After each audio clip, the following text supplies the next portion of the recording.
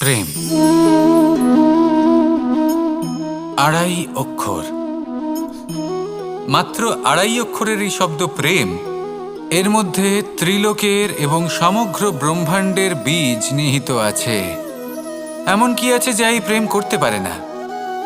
যেখানে শক্তি এবং বিদ্যা প্রয়োগ করে আপনি কিছুই করতে পারবেন না, সেটাও প্রেম দ্বারা অর্জন করা সম্ভব। প্রেম চাইলে পাথরেও ফুল ফোটাতে পারে। প্রেম চাইলে ন্যাড়া পাহাড়ের বুক চিরে নদীপথ তৈরি করতে পারে। চাইলে নিরক্ষর ব্যক্তিকে সংসারের শ্রেষ্ঠ জ্ঞানী করে তুলতে পারে। শুধুমাত্র এই প্রেমের জন্য সবার দুষ্টু কানাই ঘনশ্যাম হয়ে উঠেছিল। শুধুমাত্র এই প্রেমের টানেই ত্রিলোকের স্বামী দ্বারকাধীশ নির্ধন সুদামার পদসেবাও করেছিলেন। এই প্রেম হলো সংসারের সবথেকে বড় শক্তি।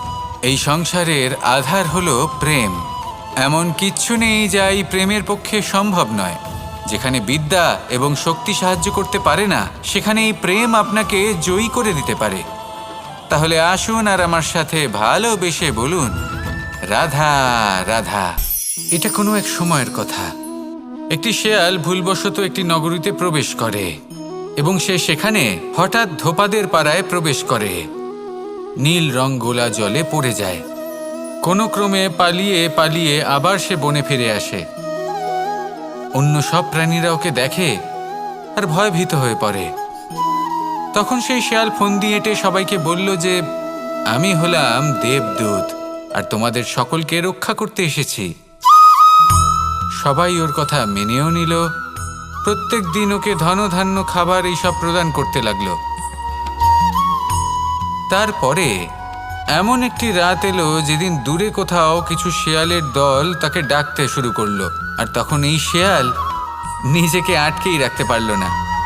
সেও ঠিক শেয়ালের মতোই ডাকতে শুরু করলো। সকলে সেটা শুনতেও পেলেন এবং সকলে এটা বুঝতেও পেরে গেলেন যে এ হলো একটা ভণ্ড। সেই জন্য জীবনে কখনো ছলনা করবেন না। তাকে আপনি যতই লুকোনোর চেষ্টা করুন না কেন, সেটা অবশ্যই একদিন সামনে চলে আসবে। আর তার থেকেও বড় শিক্ষা হলো এটা যে কারোর জীবনে সম্পত্তি, ধন ধান্য এসব চলে আসাতে তার বুদ্ধির বৃদ্ধি ঘটে না, তার ব্যবহার শুভ হয় না। এটা তখন হয় যখন সেই ব্যক্তি সেটা নিজে পেতে চায়, তার জন্য ভাবনা চিন্তা করে, কর্ম করতে থাকে।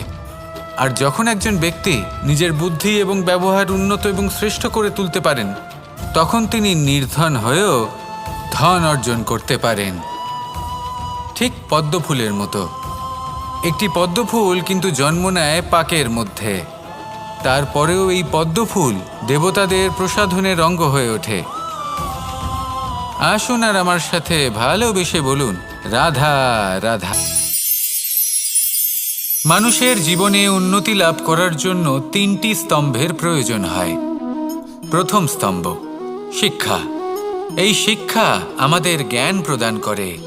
দ্বিতীয় স্তম্ভ ব্যবসা, যার দ্বারা আমরা ধন উপার্জন করি। তৃতীয় স্তম্ভ হলো আমাদের ঈশ্বর, আমাদের ইষ্ট। এনার সাথে যদি আমরা জুড়ে থাকতে পারি, তাহলে এমন একটা মানসিক বল আপনি লাভ করবেন যেটা এই সংসারে আর কোথাও পাওয়া সম্ভব নয়। কিন্তু মানুষ অনেক সময় জীবনে এই তিনটি স্তম্ভ লাভ করা সত্ত্বেও সামনে অগ্রসর হতে পারেন না। তখনও জীবনে কঠিন পরিস্থিতি আসতেই থাকে। এমনটা ঠিক কেন হয়?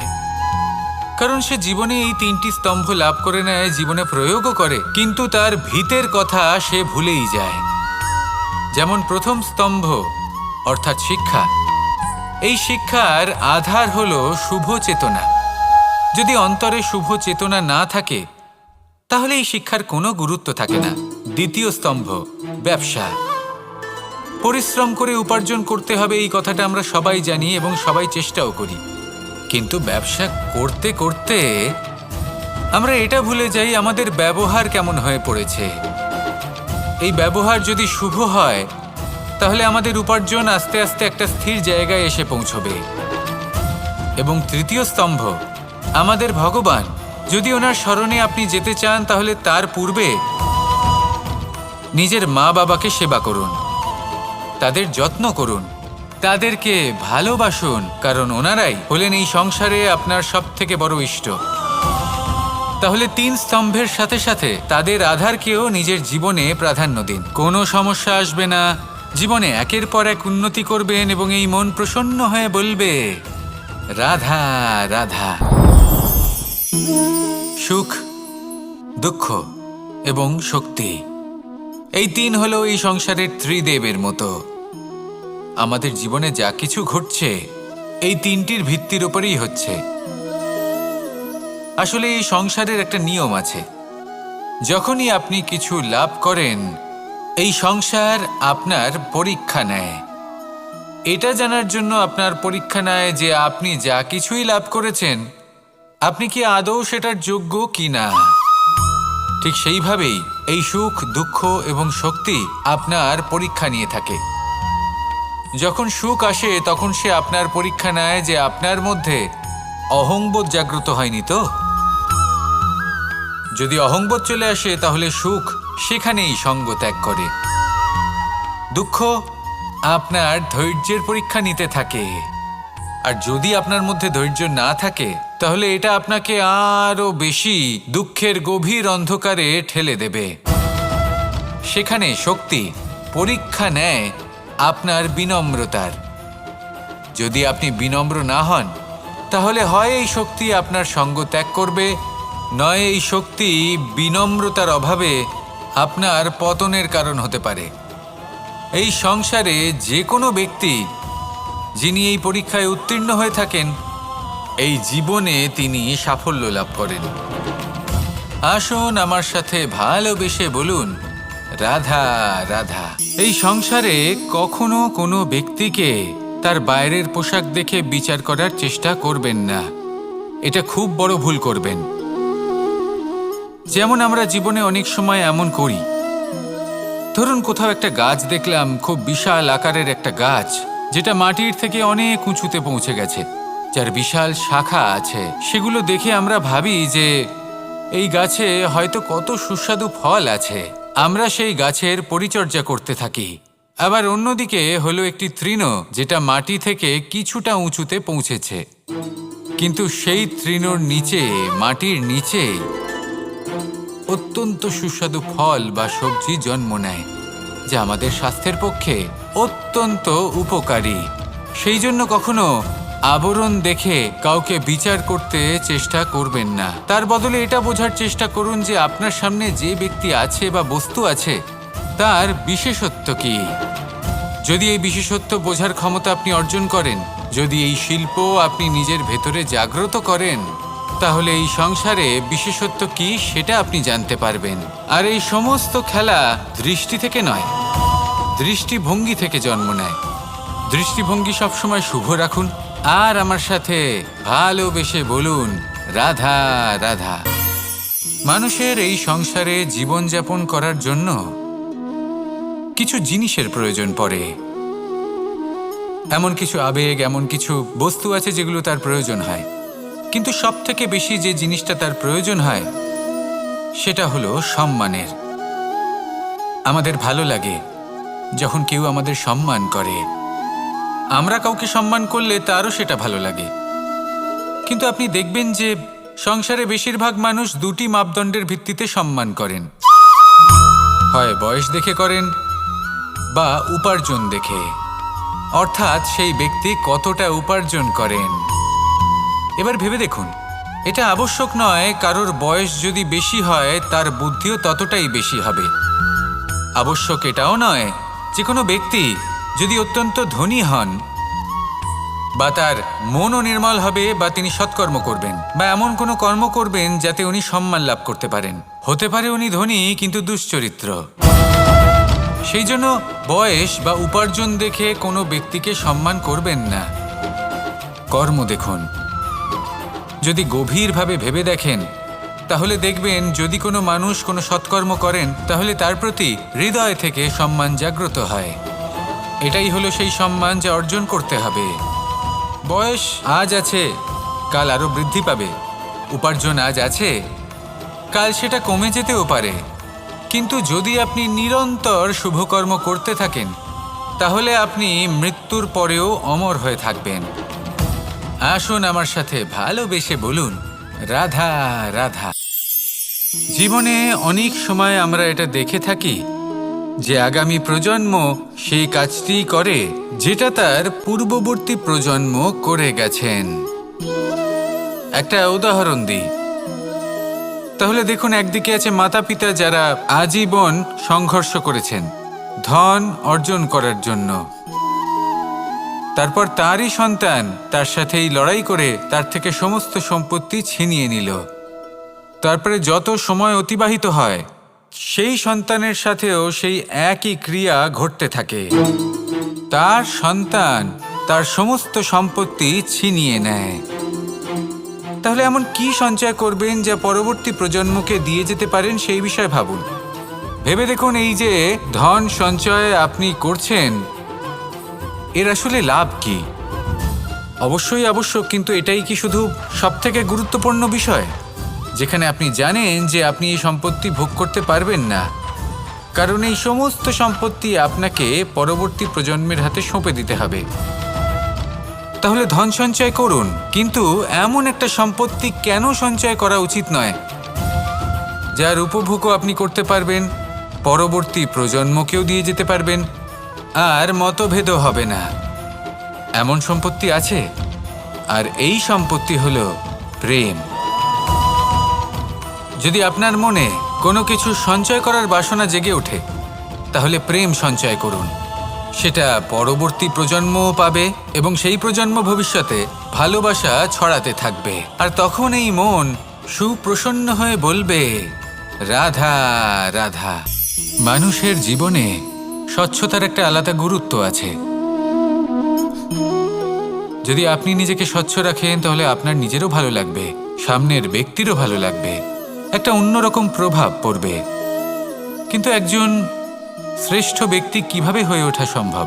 যার মধ্যে গুণ আছে, শিক্ষা আছে, শুভ চেতনা আছে, যিনি সৎকর্ম করেন।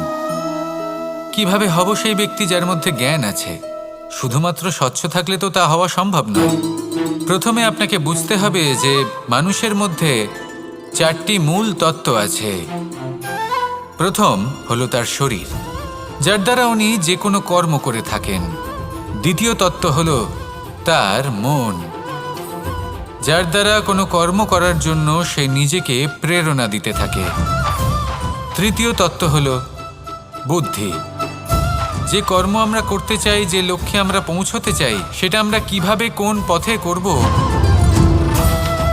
সেটা স্থির করা যায় বুদ্ধি দিয়ে। আর চতুর্থ তত্ত্ব হলো আত্মা।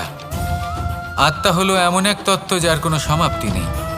আত্মা হলো অজয়, কিন্তু এরও শুদ্ধিকরণের প্রয়োজন হয়।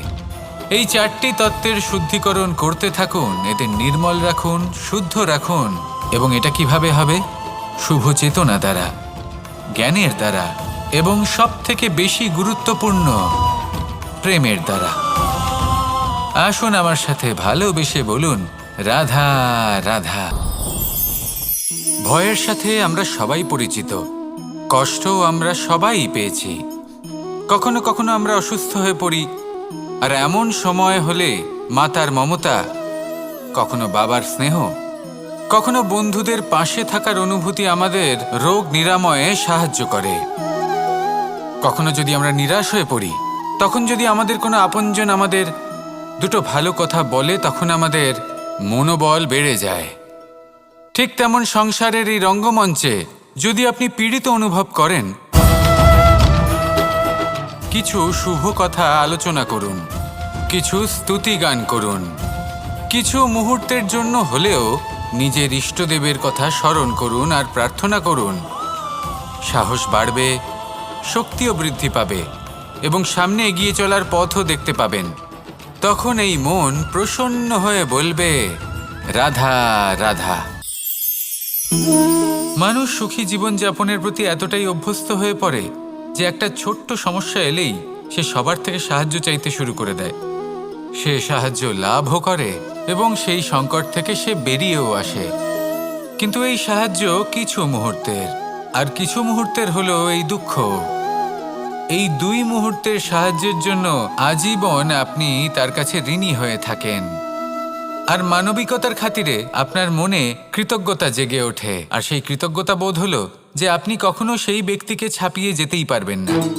সেই জন্য জীবনে সবসময় চেষ্টা করবেন নিজেকে প্রস্তুত রাখতে সেই সব সমস্যার জন্য, সেই সব বাধার জন্য যেগুলো আপনার জীবনে আসতে পারে। ততক্ষণ সাহায্য চাইবেন না যতক্ষণ না অন্য কোনো পথ না থাকছে। সাহায্য চাওয়া অনুচিত নয়, কিন্তু সাহায্য চাইলে এবং সাহায্য পেলে আপনি আজীবন কৃতজ্ঞ এবং ঋণী হয়ে থাকবেন। আর তারপর একদিন আপনি পরিবর্তন দেখতে পাবেন যে কিভাবে আপনি ছোট ছোট সমস্যার জন্য সাহায্য না চেয়ে বড় বড় সমস্যার সম্মুখীন হতে প্রস্তুত হয়ে গেছেন। এটাই হলো সংসারের নীতি। এটাই পালন করুন আর আমার সাথে ভালোবেসে বলুন, রাধা রাধা। আমাদের জীবনে আমরা যখনই এমন কোনো মানুষের সাথে পরিচিত হই যে বয়সে, পদে এবং আর্থিক দিক থেকে আমাদের থেকে পিছিয়ে, তখন আমরা সবাই খুব হীন নজরে তাদের দিকে দেখি। মনেই করি না যে সেই ব্যক্তির নিজস্ব একটা অস্তিত্ব রয়েছে, তার নিজেরও একটা মাহাত্ম্য রয়েছে।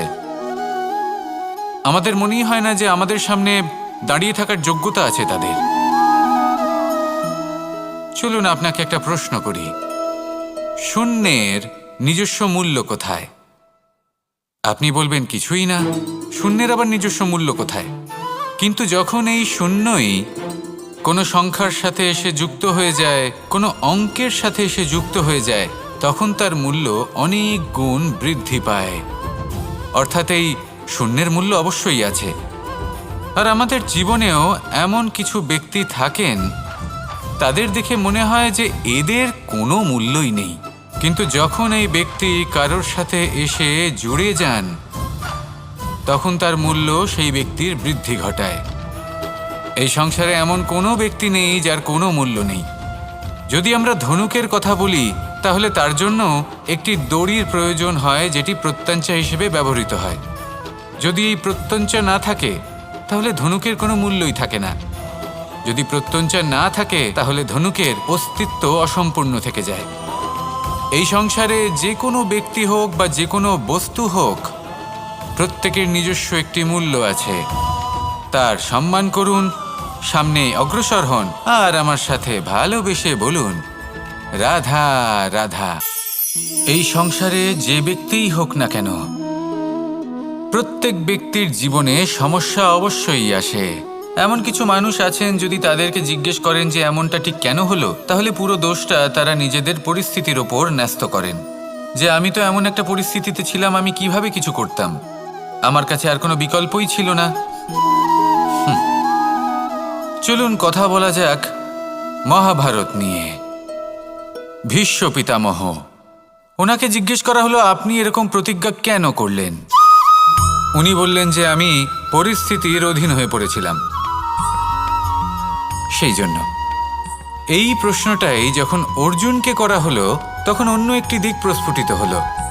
অর্জুন নিজের পরিস্থিতির কারণে জীবনে কখনোই বাধা পড়েননি। তিনি সিদ্ধান্ত নিয়েছিলেন সংঘর্ষ করার, সংসারের নিয়মের বিরুদ্ধাচারণ করার।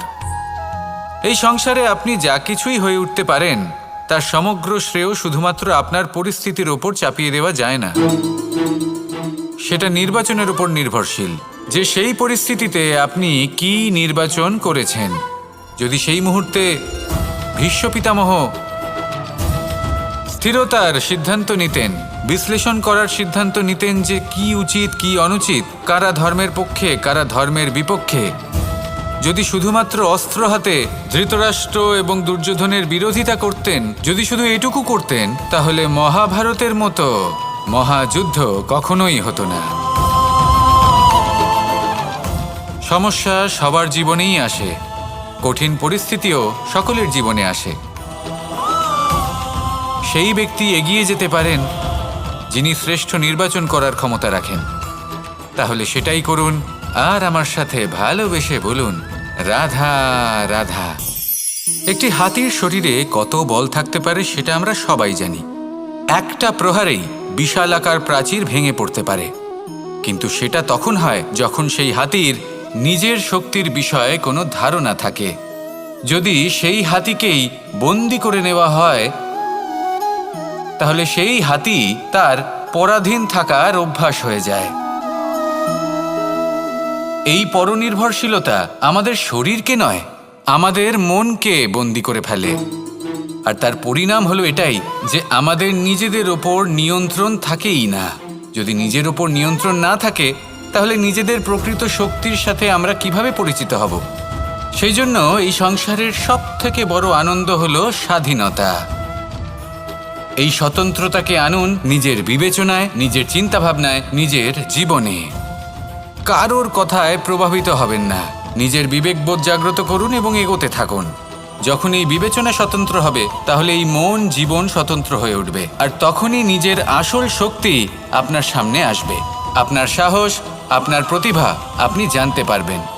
তখনই জীবনে এগোতে পারবেন। তাহলে আসুন আর আমার সাথে ভালোবেসে বলুন, রাধা রাধা। সমুদ্র মন্থনের সময় 2 ধরনের রত্ন লাভ করা হয়েছিল। প্রথম হলাহল, যার প্রভাব থেকে এই সমস্ত সংসারের জীবের প্রাণ বাঁচানোর জন্য মহাদেব তাকে নিজের কণ্ঠে ধারণ করে নিয়েছিলেন। আর দ্বিতীয় অমৃত, যেটা কিঞ্চিত পরিমাণ মাত্রায় পাওয়া গেছিল। কখনো কখনো জীবনে এমন কোনো বস্তু যা আপনি প্রয়োজনের থেকেও অনেক বেশি মাত্রায় ভোগের জন্য লাভ করে থাকেন, তা আপনার জন্য বিষ প্রমাণিত হতে পারে। যেমন জল, প্রয়োজনের থেকে অনেক বেশি মাত্রায় যদি এই জল আসে, তাহলে আপনার প্রাণ কাটতে পারে।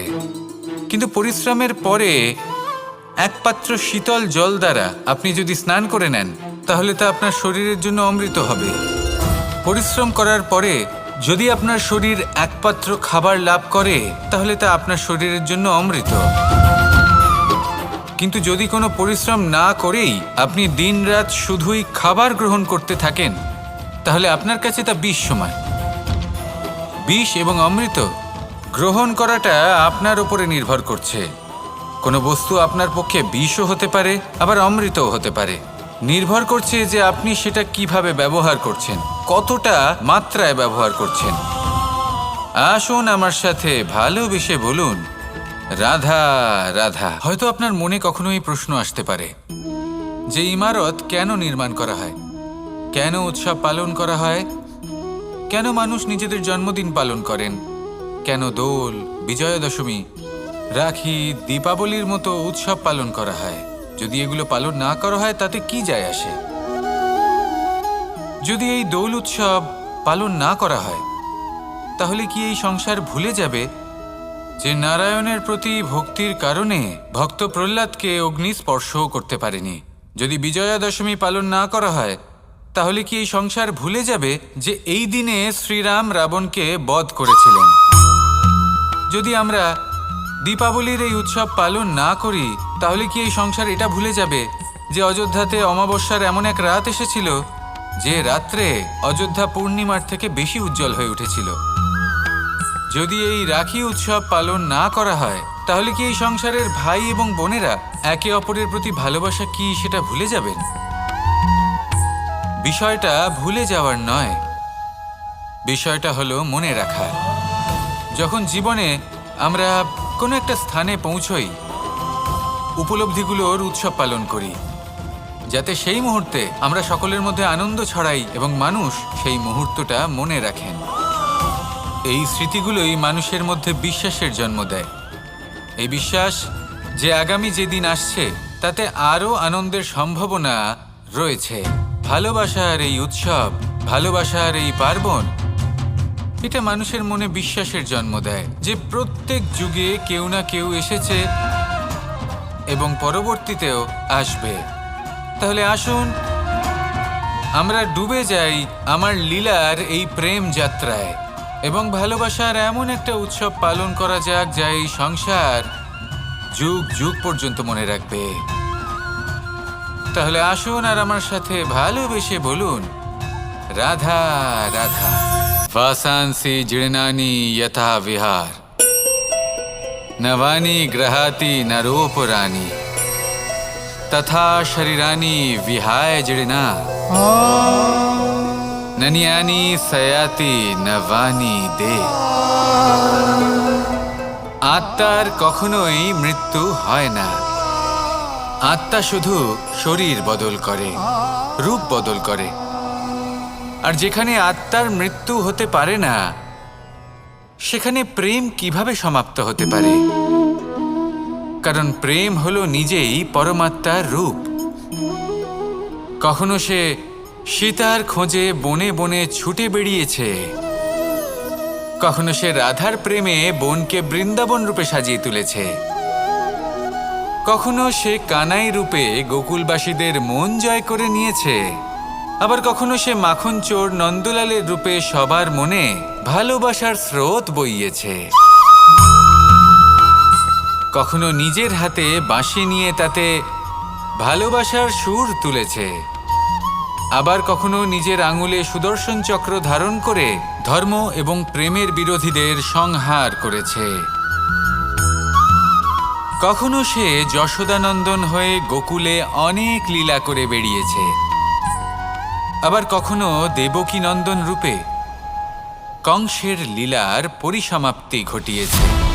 কখনো যুদ্ধবিমুখ হয়ে প্রজাদের রক্ষা করেছে, আবার কখনো ধর্মরক্ষার জন্য সে যুদ্ধে অবতীর্ণ হয়েছে সারথীর রূপে, এবং এই সংসারকে গীতার জ্ঞান প্রদান করেছে।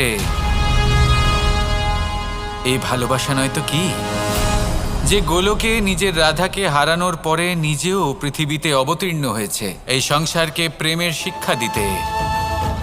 এ প্রেম ছাড়া আর কি যে বৈকুণ্ঠে নিজের লক্ষ্মীকে হারিয়ে সেই সংসারে শ্রীনিবাসের রূপে এসেছে, এই সংসারে নিজের ভালোবাসাকে পেতে এসেছে।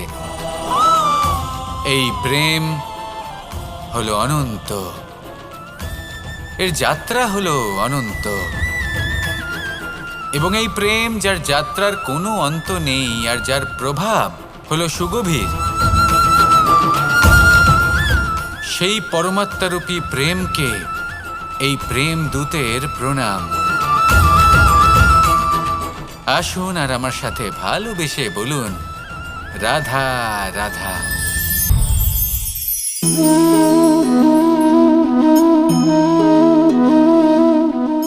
জল এই সংসারের সমস্ত প্রধান তত্ত্বের মধ্যে একটি।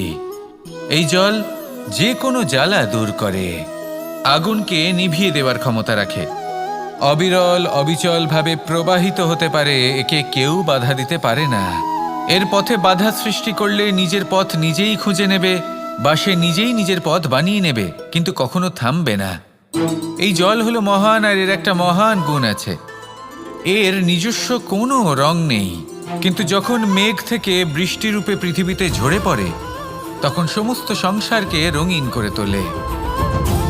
যেখানে খরা হয়েছে সেখানে শ্যামল করে তোলে, যে স্থান শ্যামল সেখানে ভিন্ন ভিন্ন প্রকারের পুষ্প ফুটিয়ে তোলে। এই জল, এই জলের মতন আমাদের হতে হবে। ওর যেমন কোনো রং নেই, আমাদেরও যেন কোনো অহংকার না থাকে। শুধু কর্মের এই ধারাতে বইতে থাকুন, এই সংসারের মঙ্গল করতে থাকুন, শ্রেষ্ঠ কর্ম করতে থাকুন। এই সংসারকে এটা বলার কোনো প্রয়োজন নেই যে আপনি কে। আপনি যদি কর্ম করতে থাকেন তাহলে এই সংসার নিজে থেকেই আপনার মূল্য জানতে পারবে, আর তখন এই মন প্রসন্ন হয়ে বলবে, রাধা রাধা। যখন আমরা কোনো বনে প্রবেশ করি তখন এই সবুজ ঘাস দেখে, এই কোমল ঘাস দেখে আমাদের মন প্রফুল্ল হয়ে ওঠে। ভিন্ন ভিন্ন প্রজাতির ফুল, ভিন্ন ভিন্ন রঙের ফুল দেখে এই মন আনন্দে ভরে ওঠে। এখানে শিশুরা আনন্দ লাভ করে, বড়রা ভোজন গ্রহণ করেন, কথাবার্তা বলেন, হাঁটাহাঁটি করে বেড়ান।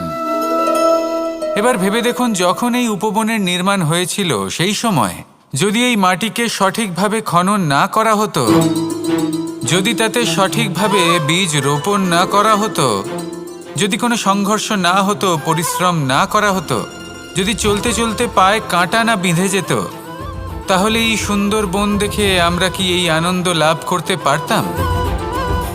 কখনোই নয়। ধরুন কোনো নদীর তটে সুন্দর একটি বন আছে, সেই বনের আনন্দ লাভ করতে গেলে আপনাকে সেই নদী পার করতেই হবে। যদি সুখের নদীর কাছে পৌঁছতে চান তাহলে তটে যে কাঁটা রয়েছে সেগুলোর সাথে সংঘর্ষ করতেই হবে। এই সংসারে যদি আপনি সুখ লাভ করতে চান তাহলে সুখ লাভের এই যাত্রা শুরু করতে হবে সংঘর্ষ দ্বারা। তাহলে সংঘর্ষকে স্বাগত জানান, এর পেছনেই সুখ রয়েছে যা আপনার জন্য অপেক্ষা করছে। এবার হাসুন আর আমার সাথে ভালোবেসে বলুন, রাধা রাধা।